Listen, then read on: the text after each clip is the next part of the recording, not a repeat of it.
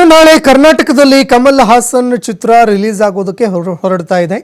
ಹೀಗಾಗಿ ನಾಯಕನ ಚಿತ್ರ ಬಿಡುಗಡೆಗೆ ವಾಟಾಳ್ ನಾಗರಾಜ್ ಅವರು ಆಕ್ರೋಶ ಹೊರಹಾಕಿದ್ದಾರೆ.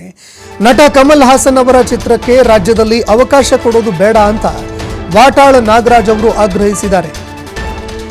ನಟ ಕಮಲ್ ಹಾಸನ್ ಕನ್ನಡಕ್ಕೆ ಅವಮಾನ ಮಾಡಿದ್ದಾರೆ. ಹೀಗಾಗಿ ಕ್ಷಮೆ ಯಾಚಿಸುವಂತೆ ಕೋರ್ಟ್ ಹೇಳಿದ್ರು ಕೂಡ ಅವರು ಕ್ಷಮೆ ಯಾಚನೆ ಮಾಡಿಲ್ಲ.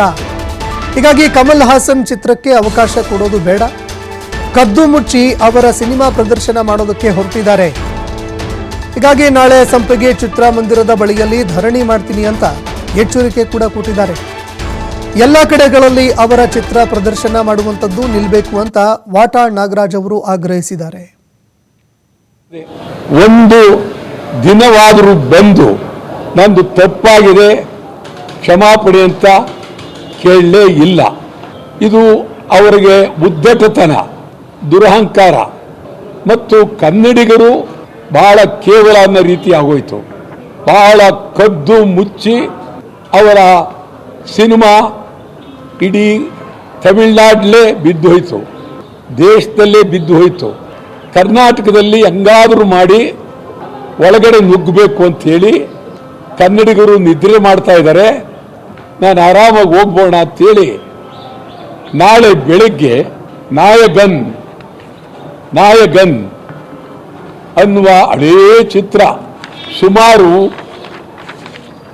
ಬಹಳ ಥಿಯೇಟರ್ಗಳಲ್ಲಿ ಈಜಿಪುರ, JP ನಗರ, ಮಲ್ಲೇಶ್ವರ, ಶ್ರೀರಾಮ್ಪುರ, ಜಾಲಹಳ್ಳಿ, RR ನಗರ, ಜಾಲಹಳ್ಳಿ, PVR, ಮೈಸೂರು, ಮಂಗಳೂರು, ದಾವಣಗೆರೆ ಎಲ್ಲ ಕಡೆ ಒಂದೇ ದಿನ ಜನ ಮರ್ತು ಬಿಟ್ಟಿದ್ದಾರೆ ಅಂತೇಳಿ ಕಮಲ್ ಹಾಸನ್ ಮೋಸದಿಂದ, ಅಕ್ರಮದಿಂದ ಎಲ್ಲ ತಪ್ಪಿಸಿ ನಾಳೆ ಸಿನಿಮಾ ಬಿಡುಗಡೆಗೆ ವ್ಯವಸ್ಥೆ ಮಾಡ್ತಾ ಇದ್ದಾರೆ. ನಾವು ನಾಳೆ ಬೆಳಗ್ಗೆ 11:30 ಗಂಟೆಗೆ ಮಲ್ಲೇಶ್ವರದ ಸಂಪಿಗೆ ಥಿಯೇಟರ್ ಮುಂದೆ ಪ್ರತಿಭಟನೆಯನ್ನ ಮಾಡ್ತೀವಿ. ಎಲ್ಲ ಬೆಂಗಳೂರಿನ ಎಲ್ಲ ಥಿಯೇಟ್ರು ಮಹಲ್ಗಳಲ್ಲಿ ಚಿತ್ರ ಪ್ರದರ್ಶನ ನಿಲ್ಲಿಸಬೇಕು.